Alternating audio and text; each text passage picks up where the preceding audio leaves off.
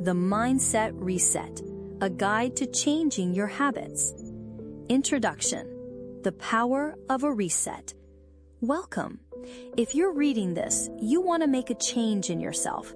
Maybe you've been locked in a loop of unhealthy behaviors, doubting yourself, or simply going through the motions. You know that life is more than just getting by. You want to do well.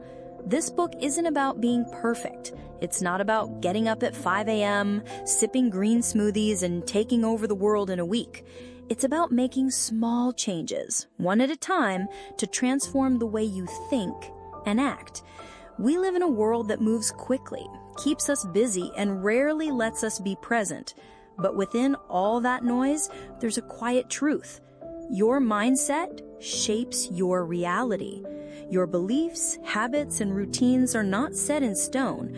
They're patterns, and like any pattern, they can be unlearned and rewritten. This is your reset button. This book will help you establish a mindset that benefits you rather than one that hinders you, whether you're beginning anew, starting fresh, or simply weary of starting over. You'll learn how to break free from the behaviors that hold you tiny and step into the version of yourself you were always meant to be. Throughout this journey, I invite you to listen with an open heart. Let the words land where they need to. Reflect. Pause. Repeat parts if they speak to you. This isn't just information. This is a transformation. Let's begin. Chapter 1. Understanding your current mindset. Before we make any changes, we need to understand our current situation. Think of this as holding up a mirror, not to judge yourself, but to see clearly. Clarity is the first step toward transformation. Your mindset is the lens through which you experience life. It shapes how you perceive yourself, how you interpret challenges, and how you respond to both loss and success. But here's the thing. Most of us didn't deliberately adopt this lens. It was influenced by our childhood, society, trauma, school systems, family, and culture. We acquire beliefs from the environment around us, often without being aware of them. Let me tell you a simple story. There was a time when I genuinely believed I just wasn't a morning person. I'd start my day already feeling behind, hitting snooze, dragging myself out of bed, skipping breakfast, and rushing through the morning fog. And I told myself, this is just who I am. I've always been like this. But one day, I stopped and asked, is that true? Or is it something I opted to believe because it was simpler than change? So I experimented. I started just 5 minutes earlier, then 10. I left a note beside my bed that read, "You are becoming someone new." And slowly I did. It wasn't actually about mornings. It was about my thinking. I believed I wasn't capable of change, therefore I didn't attempt it. Once I rejected that belief, things started to alter. That's the power of mindset. It's not just about thinking positively. It's about the story you believe about yourself. And the truth is that your story may be changed. So pause. Ask yourself, what are the prevailing thoughts I carry about myself each day? Do I believe I'm capable of change, or do I quietly doubt myself? What habits or stories am I holding on to, even if they hold me back? Awareness is powerful. When you become aware of your default thinking, you reclaim your power. You stop being a passenger in your own life and start being the driver. Don't speed through this part. Understanding your existing thinking builds the foundation for everything else we'll build together. This is where you begin to see yourself, maybe for the first time, not with shame, but with compassion. There is no growth without honesty. There is no change without awareness. And right here, in this moment, you've already started. Chapter 2. Shifting the lens. Breaking free from limiting beliefs. Whether you think you can or think you can't, you're right. Henry Ford. Most of us live with invisible boundaries in our minds, silent rules we didn't write but somehow still follow. These are our limiting beliefs. They aren't just abstract thoughts. They impact our relationships, confidence, finances, and even our self-care. They pop up like, "I'll never be good with money," "I'm too old to start over," and "people like me don't get far." And because we think about them so often, they start to feel like realities. But here's the truth. Just because something seems true doesn't imply it is true. Beliefs are not permanent. They're learned, and they may be unlearned. Where limiting beliefs begin? Most limiting beliefs are planted early. We absorb them through childhood experiences, being told to be realistic or not so sensitive, cultural messages like success looks a certain way, painful moments, failing in front of others, being rejected or abandoned, and silent repetition, your mind holding on to that one sentence someone said to you when you were most vulnerable. I remember being in a room full of people and feeling like I didn't belong, not because they said so, but because my mind had already determined I wasn't good enough. I'd convinced myself, I'm too quiet, or they're smarter than me, and progressively back away from the opportunities I desired most. Looking back, that belief wasn't about the room, it was about the story I had rehearsed over and over again. What are you rehearsing? Your brain is always listening, and every time you think a notion, it strengthens a brain network. So the more you think, "I'm not creative," "no one takes me seriously," or "it's too late for me," the more your brain constructs highways for such thoughts to go faster, easier, and with less resistance. That's why some beliefs feel automatic. But the good news is you can build new freeways. Let's break it down. How to rewire limiting beliefs. 1. Name the thought. Start observing occasions when you hesitate or self-sabotage. Ask, what belief just played in my mind? Please write it down. The instant you name it, it loses some of its force. 2. Ask, where did it come from? Was it something someone told you? Was it predicated on a one-time failure? Is it even your belief? Many of the things you carry didn't originate with you. They were passed down, but that doesn't mean you have to keep them. 3. Challenge it with curiosity. Ask yourself, is this always true? Can I think of a moment when the contrary was true? What would I tell someone I love if they had this belief? Often we extend more compassion and faith to others than we do ourselves. 4. Create a new belief. Reframe the story. Even if you don't fully believe the new notion yet, practice stating it anyway. Examples. I am learning to trust myself. My past does not define my future. I can grow at my own pace.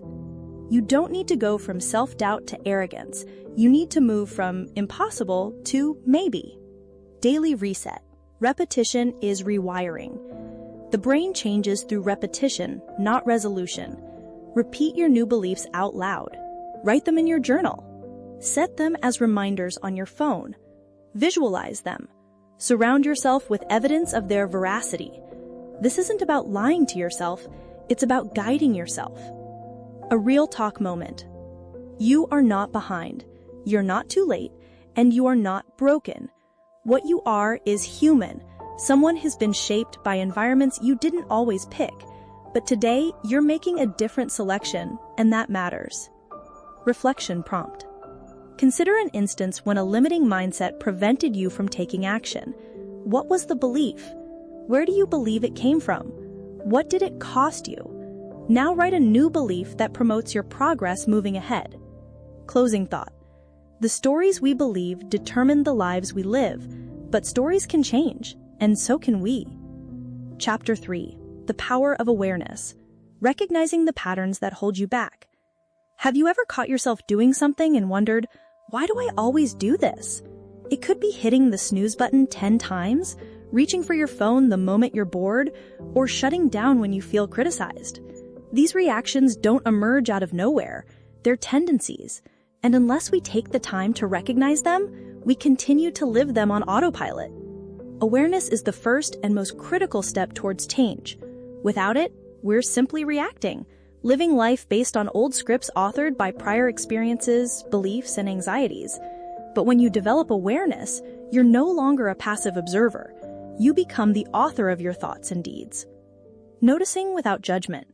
One of the most important aspects of awareness is learning to observe your thoughts and behaviors without judgment. Judgment adds a layer of shame and guilt that limits growth. Instead, approach yourself like a compassionate friend would. Imagine telling a close friend, "You always mess things up," versus, "I've noticed you get nervous when things don't go perfectly." The second approach opens the door to exploration and healing. You might be surprised by how many patterns you're living out daily. Always needing to answer yes to avoid disappointing others. Procrastinating because deep down, you fear failure or success. Overthinking decisions until you're too paralyzed to act. Using food, social media, or narcotics to numb emotions. The mirror moment. Take a moment and ask yourself, what parts of my life feel stuck? What do I do consistently that goes against what I say I want? Write down your answers. Be honest. This is your mirror moment. You're not here to cure everything today, but to see clearly. Because once you know the pattern, you take away its power to influence you silently. From blind spots to breakthroughs. Awareness brings light to your blind spots, the places you didn't know were holding you back. And that light, that's when the breakthrough begins. In this chapter, you're being invited to listen to yourself, to calm down enough to hear your inner discourse, to pause when an old habit crops up and question, where did this come from? That perfectionism was born in childhood when love felt conditional, or your avoidance of disagreement derives from a home where people yelled instead of listened. Awareness is about connecting those dots, not to blame, but to understand your wiring better. And here's the amazing truth. What you can observe, you can change. Chapter 4. The Identity Shift. Becoming the person you want to be. We tend to modify our habits by starting from the outside in. We download productivity apps, create color-coded schedules, or try new morning routines, hoping they'll fix everything. But here's the truth. Long-lasting change doesn't start with what you do. It starts with who you believe you are. You don't rise to the level of your goals. You sink to the level of your identity. If deep down you still consider yourself as someone who always gives up or can't stay consistent, no tool, no approach, no motivational phrase will counter that belief for long. You'll keep going back to previous habits because they correspond with the tale you're telling yourself. Who are you becoming? Pause and ask yourself, who do I want to become? Not what job you want or what behaviors you wish to master, but who do you want to be at your core? Do you want to become someone who shows up for themselves? Someone who honors their word, even when no one's watching? Someone who walks into a room confident, calm, and grounded? That identity is already inside you. It just needs permission to emerge. Small shifts, big identity. Here's the good news. You don't have to change completely overnight. You can start becoming that person in modest, powerful ways right now. When you go for a 10-minute stroll, you're acting like someone who prioritizes their health. When you pause before reacting, you're stepping into the identity of someone emotionally intelligent. When you say no to something that drains you, you're reinforcing the identity of someone who values their time and energy. Each action is a vote for the kind of person you want to become. Letting go of old labels. Sometimes the most challenging part of progress is letting go of the identity we've carried for so long. Maybe you've worn labels like, I'm just not a morning person, or I'm terrible with money, I always mess things up, I never finish anything. But what if those labels are lies? Or at the very least, outdated stories that no longer serve you? Your identity is not established. You are allowed to evolve. Affirm who you are becoming. Begin speaking life into your new identity, even if it feels alien at first. Say, I am someone who follows through. I'm learning to trust myself. I'm becoming the kind of person who honors their growth. Say it until you believe it. Say it especially when it's hard, because at those moments, you are rewriting your narrative in real time. This chapter marks a turning point in your journey, not just changing what you do, but who you believe you are. And that shift, it changes everything. Chapter 5, Reclaiming Your Identity. There's a version of you underneath all the habits, expectations, and self-doubt. That version of you didn't disappear. It just got quiet. In the loop of everyday routine, especially the kind that numbs rather than nourishes, we tend to forget what excites us, forget what makes us feel alive, forget that we are someone outside the tasks we perform and the challenges we handle. When you're engaged in a loop of overthinking, self-sabotage, or addiction to comfort, it's tempting to assume that's who you are. But those are reactions to life. They are not the real you. Who are you when you're not performing? It's a confronting question, but it's also a freeing one. Because if your identity isn't determined by your darkest moments or your current routines, then there's hope. There's a road back to your authentic self. We often think identity is fixed, shaped by the past or our upbringing, but identity is significantly more malleable. It's formed daily by the decisions we make and the acts we do. The individual who wakes up and instantly grabs for their phone might not be a lazy person. They might just be avoiding something. The person who overeats while no one is watching isn't undisciplined. They may be desiring control or comfort. The person who gives their everything to others and crashes alone at night isn't strong or selfless. They might just be terrified that they don't matter when they're not needed. Your identity is reflected in your habits, and that means you can regain it, not by burning everything down, but by choosing one action, one meaningful, aligned act every day that honors who you genuinely are becoming. Personal reflection. I recall a moment not long ago when I felt like I was drifting, like I was going through the motions to get by, trying to convince myself I was fine. I was showing up, smiling, even achieving things. But inside, I felt disconnected.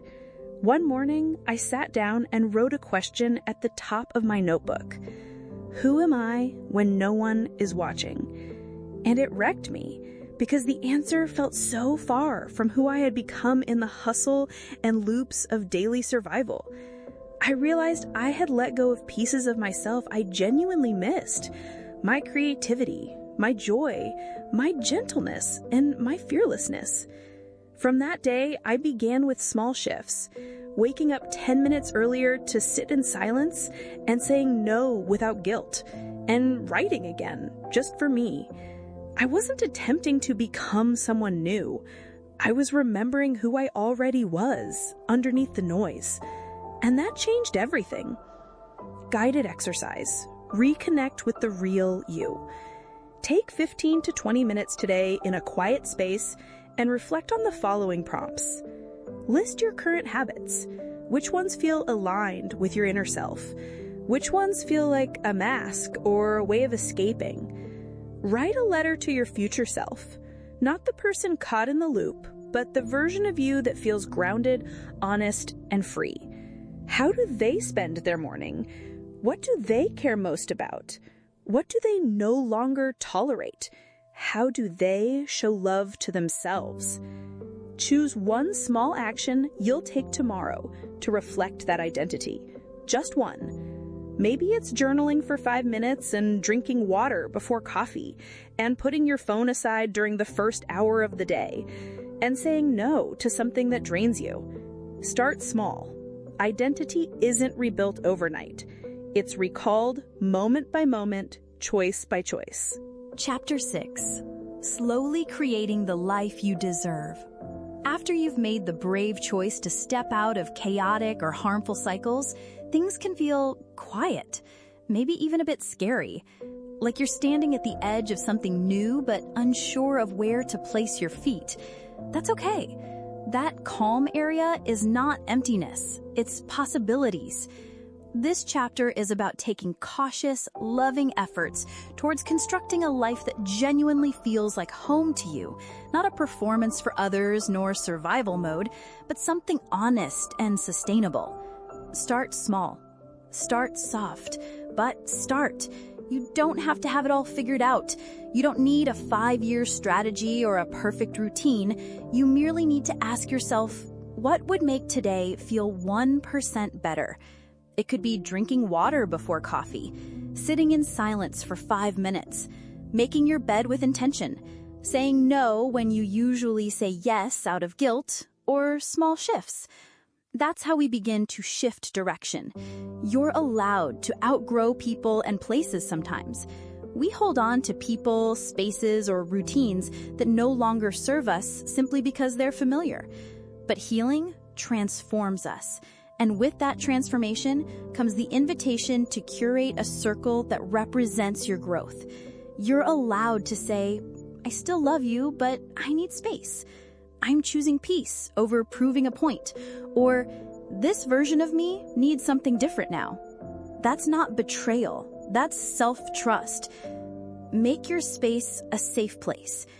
Where you spend your time affects how you feel. Your environment should nourish you, not overstimulate, overwhelm, or exhaust you. So ask yourself, does my space feel calm? Do I feel like I can breathe here? What could I modify, even minimally, to make this house feel more like mine? Soft music, open windows, scented candles, decluttering one drawer. It all counts. You don't need huge goals. You need a gentle vision. A vision isn't about perfection. It's about direction. It's your inner compass. Forget the pressure to become someone better. Instead, ask, who am I becoming? And does that feel good to me? Let that guide how you spend your time, who you connect with, and what you prioritize. Reflection time. Let's imagine together. You deserve a life that feels light to carry. Take a few quiet moments with these questions. Write or think through them without judgment. What does a calm, cheerful day look like to me? What does serenity feel like in my body? Who or what helps me feel most like myself? What can I let go of, emotionally or physically, to make way for fresh beginnings? One final thought. There's no time frame for healing. No perfect routine, no plaque for doing it all right. You're doing the best you can, and that's more than enough. Designing a life you enjoy is not about constant action. It's about becoming. Day by day, moment by moment, breath by breath, and you're already on your way. Chapter 7. Learning to receive without guilt. There comes a time in your healing that you realize it's not that you don't desire love, support, gentleness, or caring. It's that somewhere along the line, you were taught you had to earn it, perform for it, shrink for it, apologize for wanting it. So now, when kindness appears without a price tag, you shudder. While help is provided freely, your response is to say, no, I'm fine, even while you're drowning. This chapter is an invitation to rebuild that pattern. The wound of overgiving. Many of us learn to cope with rejection, desertion, or conditional love by becoming useful.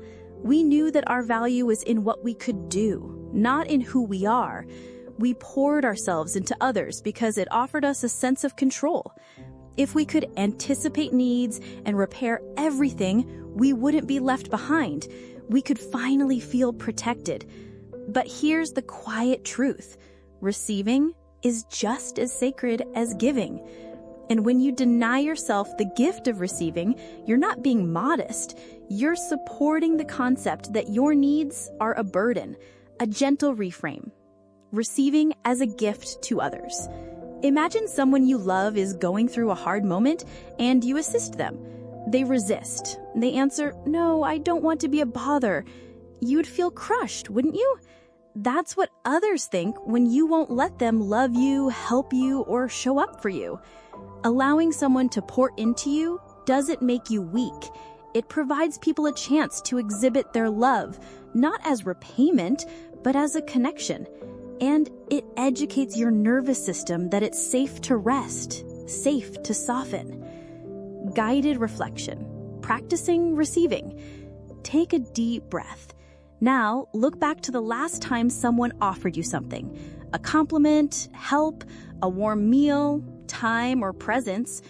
Did you receive it fully? Or did you divert it with a laugh, a joke, or a quick, "I'm good"? Try this next time.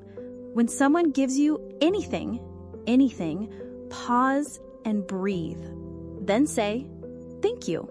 I received that." Let it land. Let it linger. Let it be true. Chapter 8. When rest feels unsafe. We often hear lines like, "You deserve to rest," or "Rest is productive." And while that's true, it doesn't always feel true, especially when your body is programmed for survival.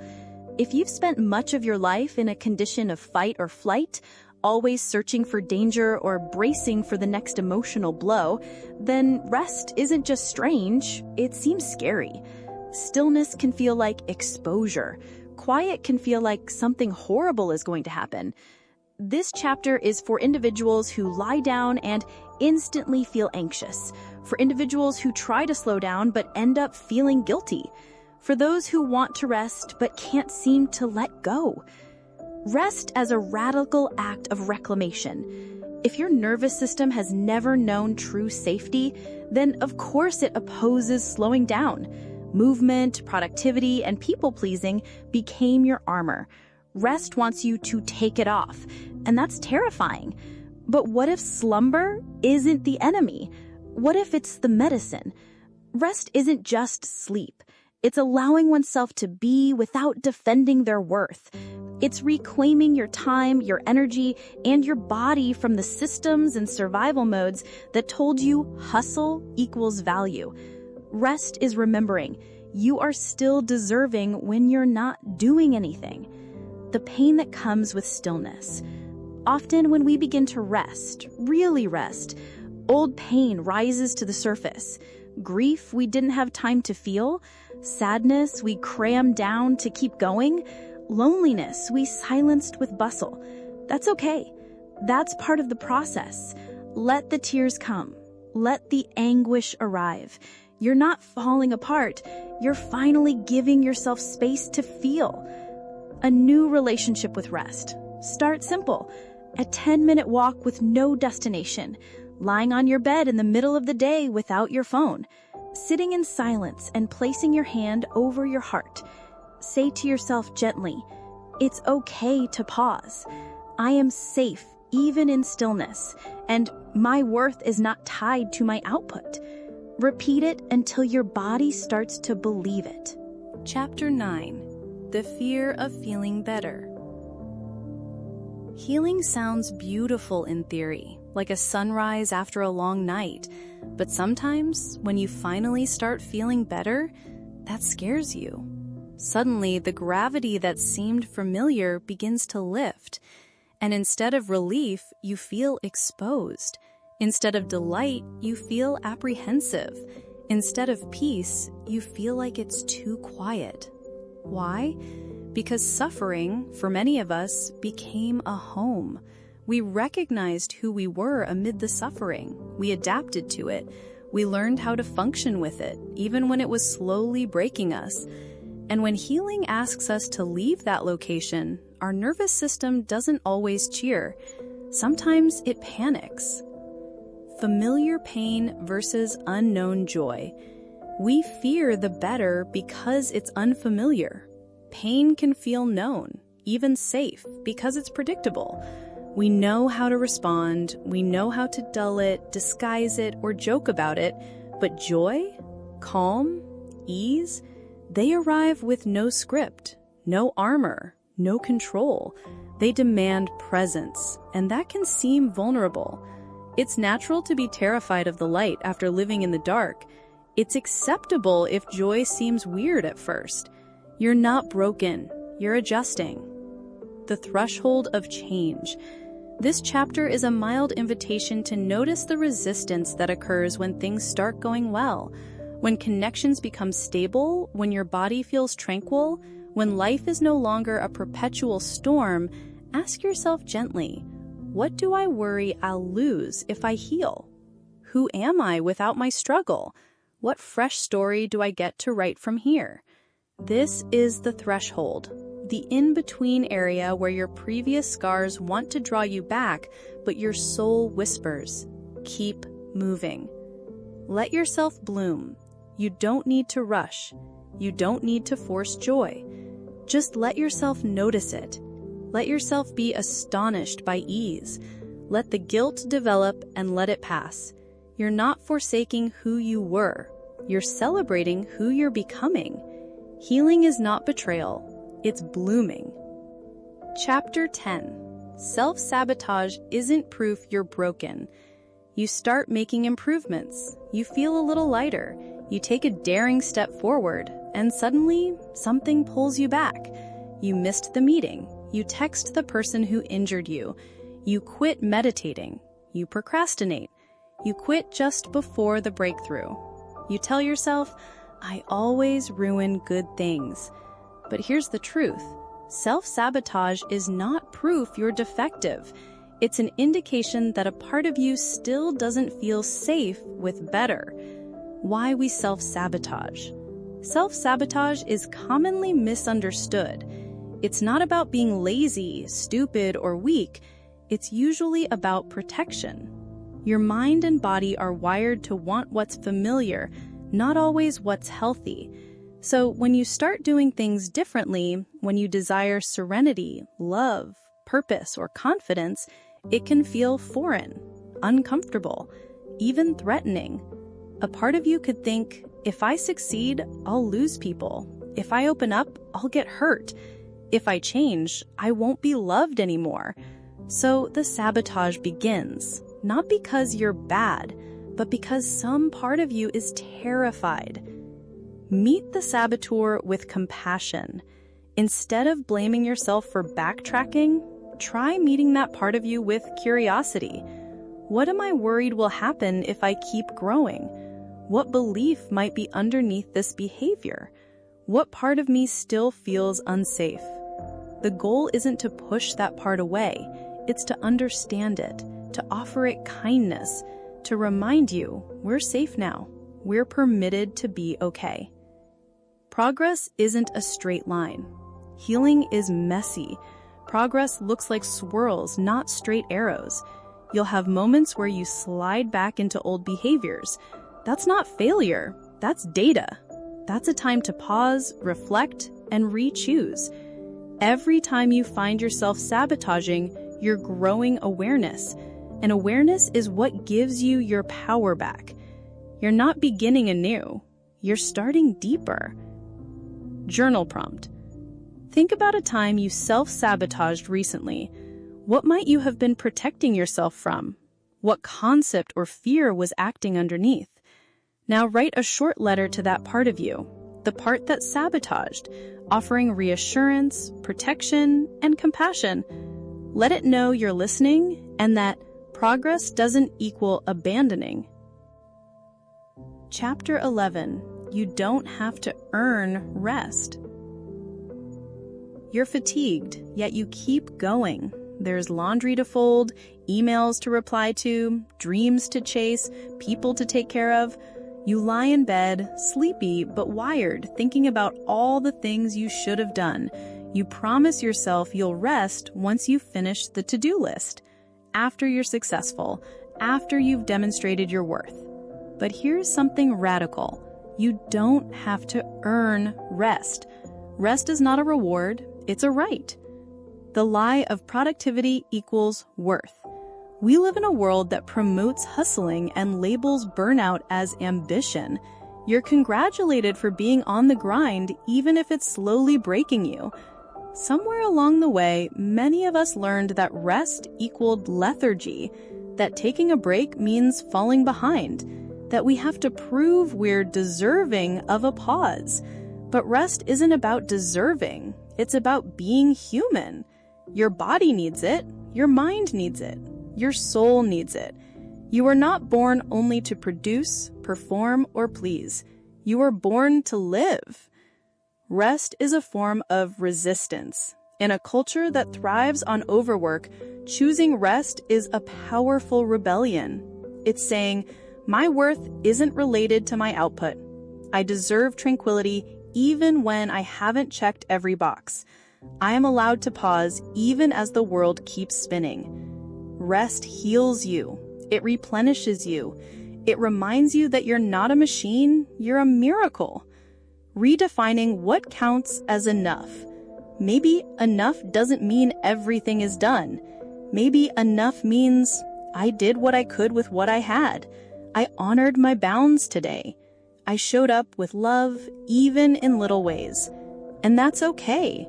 You are not behind. You are not lazy. You are a person who's allowed to slow down. Let rest become part of your rhythm, not just something you crash into when you're depleted, but something you weave into your life with intention and care. You don't have to prove anything. You're permitted to breathe. Chapter 12. Trusting the journey. There comes a time in every healing journey where things slow down. The tumult of the storm has passed, and while you're not exactly where you want to be yet, you're no longer in survival mode either. You're someplace in between, a silent, uneasy space. And that distance might feel both reassuring and disturbing. This is the phase of the journey that requires trust. Not trusting in outcomes or deadlines, but have great confidence in yourself, in the process, in the unseen. We are so used to tracking visible progress, work, relationships, and goals, but inner healing doesn't often show up measurably. You may not receive external validation. You may not even feel like you're changing. But if you look closely, you'll notice subtle signs. You react differently. Your boundaries are stronger, and you're more tender with yourself. Healing is rarely linear. Sometimes you'll feel like you've taken 3 steps ahead to fall 2 steps back. But those backward steps hold knowledge too. They remind you of what still needs care. 2, they help you discover which wounds still require gentleness. They reveal the borders of your growth. Embracing the unknown, trusting the path involves making peace with not having all the answers. It's the radical act of continuing to show up, even when you can't see the complete way ahead. There will be detours, delays, quiet days where nothing seems to alter. Moments when you question if you're healing at all. That's normal. That's part of it. When a seed is planted, it doesn't burst into bloom overnight. It spends time in the dark, unseen, but changing nonetheless. Roots form before growth becomes visible. Your healing is the same. You are growing even when you can't feel it. Gentle self-affirmation. This part of the trip begs for compassion, not pressure to be better or move faster, but liberty to breathe, to rest, to trust that everything you've done so far has not been in vain. You have shown up for yourself in ways that matter. You've honored your grief. You've chosen tenderness when it would have been easy to shut down. You've tried again and again, and that matters more than you know. Try whispering to yourself, I trust the timing of my healing. I trust that I'm precisely where I'm meant to be, even if I can't see it yet. Say it again. Let it settle in. Journal prompt. Where in your life are you being asked to let go of control and trust the unknown? What are some ways you've quietly matured that others may not see? How do you speak to yourself when you're in change? And what would it feel like to offer yourself more grace? What does trust look and feel like in your body? Chapter 13. Returning to yourself. There comes a time in the healing journey when you recognize you're not striving to become someone new. You're slowly finding your way back to who you've always been before life urged you to toughen up, before you were made to believe your softness was weakness, before you darkened pieces of yourself just to be loved, accepted, or safe. This chapter is an invitation to return home, to your truth, your completeness, yourself. The parts we tucked away. Many of us have learned, intentionally or unknowingly, to hide the bits of ourselves that didn't feel welcome. Maybe you were told you were too sensitive, too loud, too silent, too daring. Perhaps life experiences taught you to protect yourself by shrinking. In the process, you may have left behind elements of yourself that were once vibrant, such as your creativity, your curiosity, your ability to rest, and your joy. This chapter reminds you those parts are not lost. They're still there, waiting for you to reach for them with care. Reclaiming with kindness, returning to yourself is not about demanding change, it's about remembering. It's about noticing what makes you feel aligned, at peace, and alive. It's the way your body exhales when you hear your favorite song, or how time slows down when you're doing something that truly means to you. This recoming may be slow, silent, even unclear at times, and that's all right. You are permitted to change your mind. You are allowed to slow down. You are entitled to reintroduce yourself, even to your mirror. Healing requires honesty, not perfection, and returning to yourself doesn't require you to have it all figured out. It only demands that you keep showing up with love, curiosity, and care. You are not too far gone. You are not broken. You are merely coming home. Journal prompts. What parts of yourself have you learned to hide or silence? What made you feel most alive or joyous as a child? When do you feel most connected to your true self?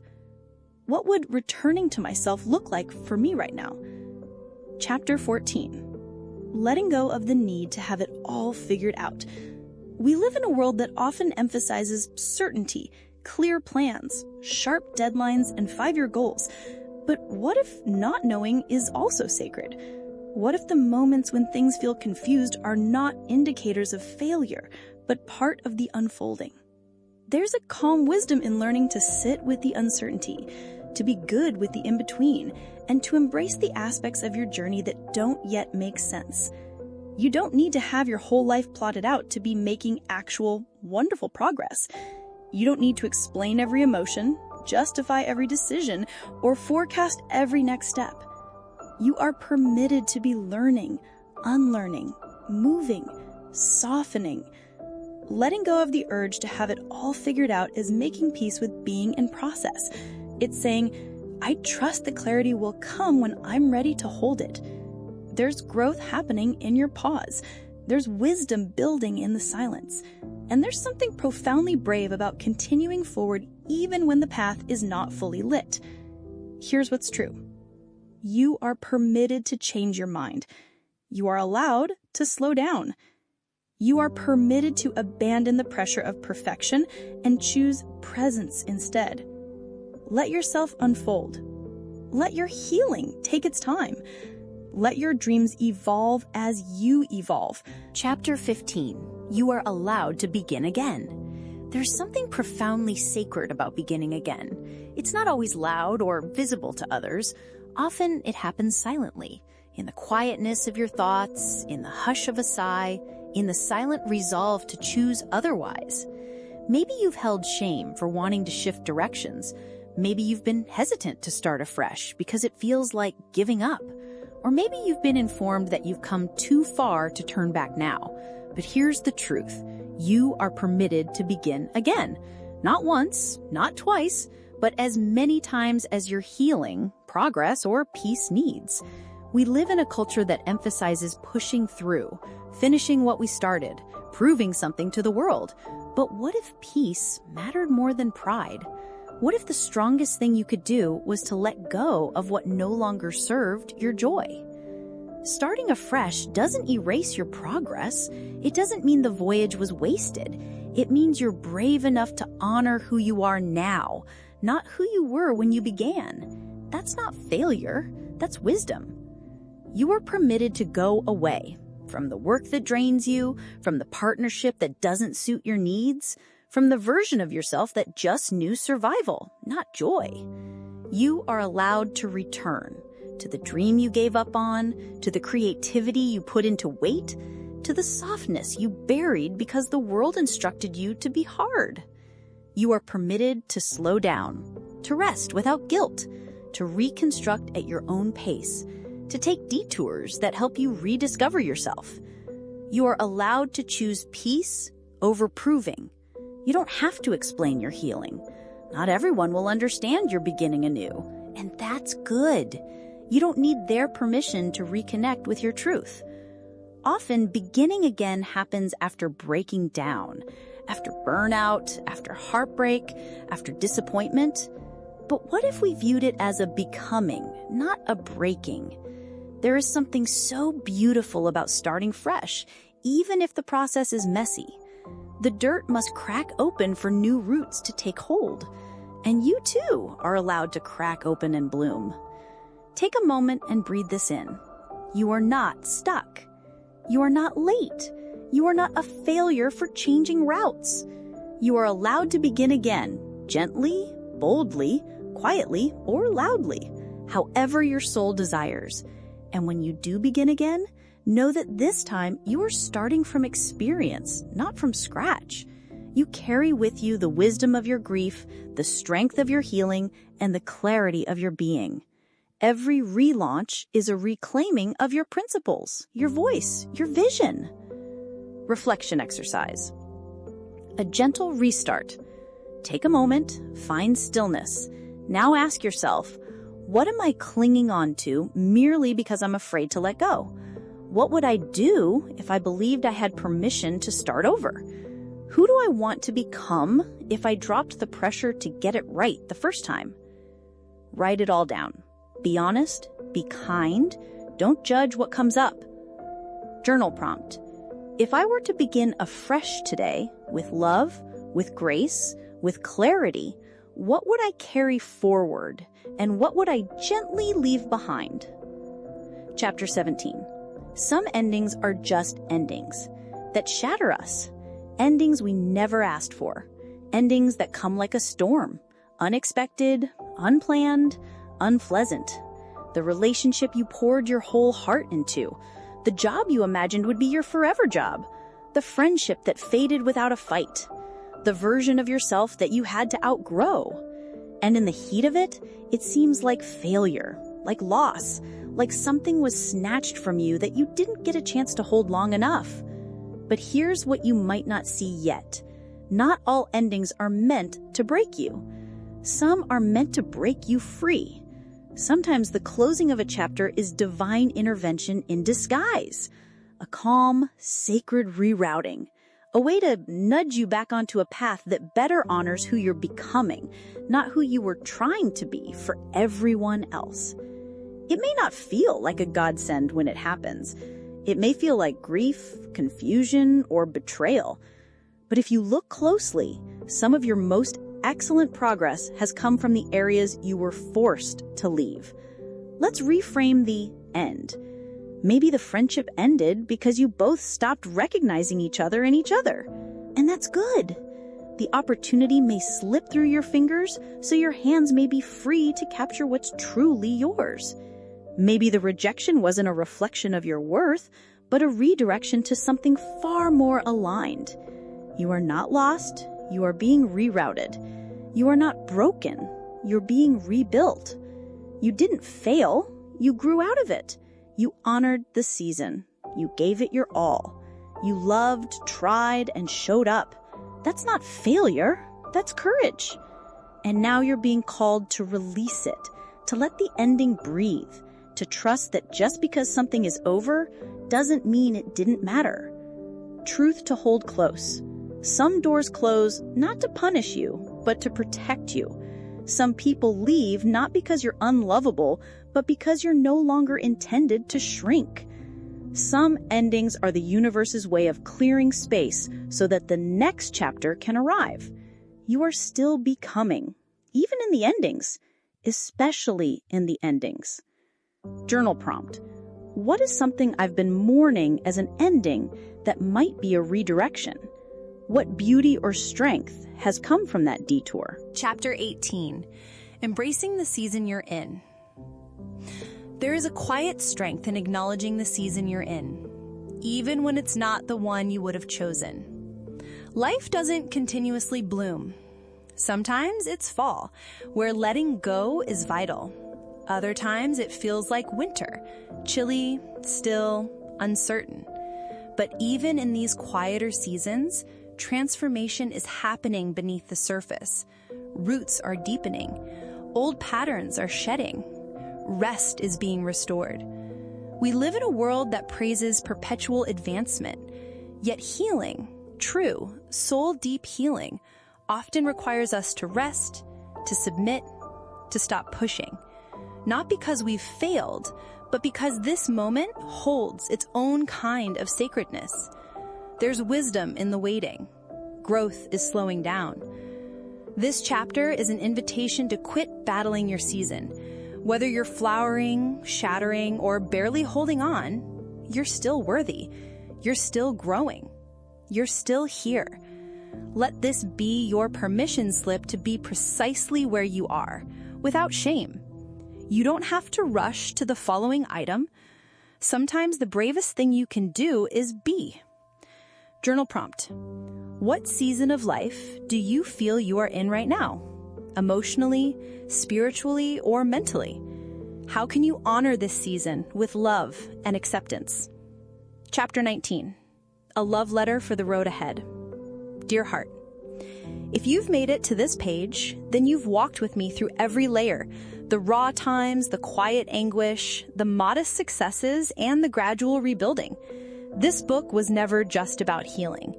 It was about remembering that you are more than what damaged you, more than what you lost, more than what the world said you had to be.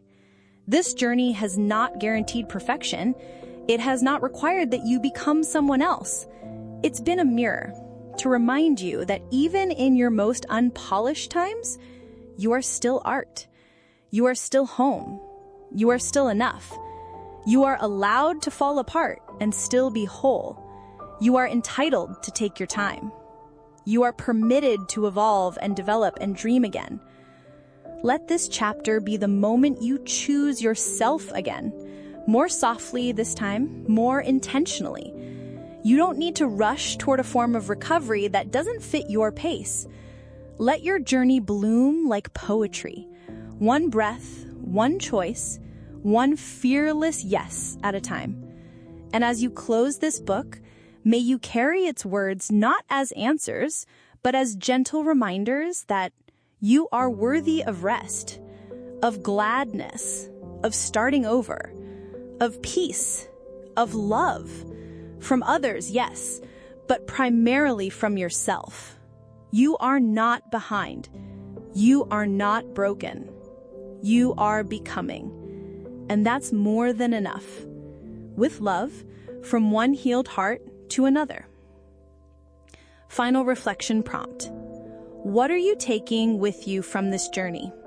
What truth do you wish to bring into your next chapter?